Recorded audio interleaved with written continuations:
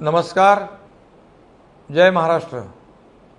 आमचं सरकार लोककल्याणकारी, जनतेच्या सुखदुःखात पाठीशी उभं राहणार आहे। राज्यातील प्रत्येक नागरिक निरोगी सुदृढ असावा अशी आमची भावना आहे।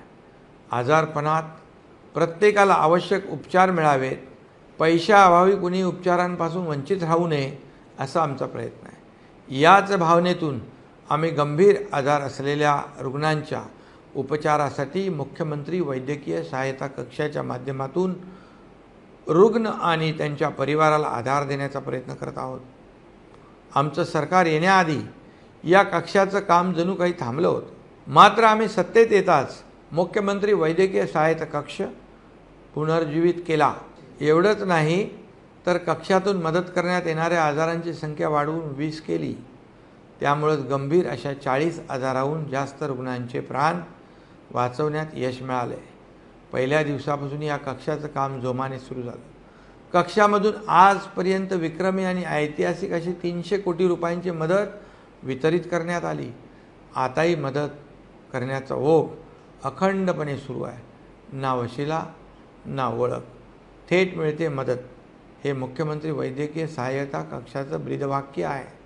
मुख्यमंत्री वैद्यकीय सहायता निधीमध्ये रुग्णालय एम्पॅनल करण्याची आणि रुग्णांना आर्थिक मदत मिळवण्याची प्रक्रिया पूर्णपणे मोफत आहे।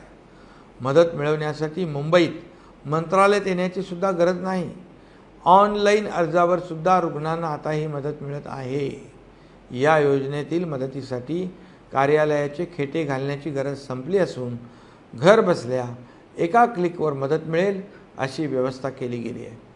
रुग्णांनी किंवा रुग्णांच्या नातेवाईकांनी कुठल्याही खाजगी व्यक्ती, संस्था किंवा कुठल्याही मध्यस्थाची मदत न घेता स्वतः थेट अर्ज करून मदत मिळवणे सहज शक्य झालं आहे।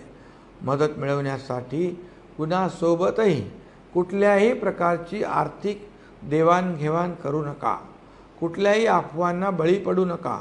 आता आपण स्क्रीनवर दिसणाऱ्या मुख्यमंत्री सहायता निधीच्या टोल फ्री क्रमांकावर कॉल करून थेट आपल्या मोबाईलवर अर्ज मिळवू शकता आणि स्वतः अर्ज करू शकता, हे ध्यानात घ्या असं आवाहन मी करतो।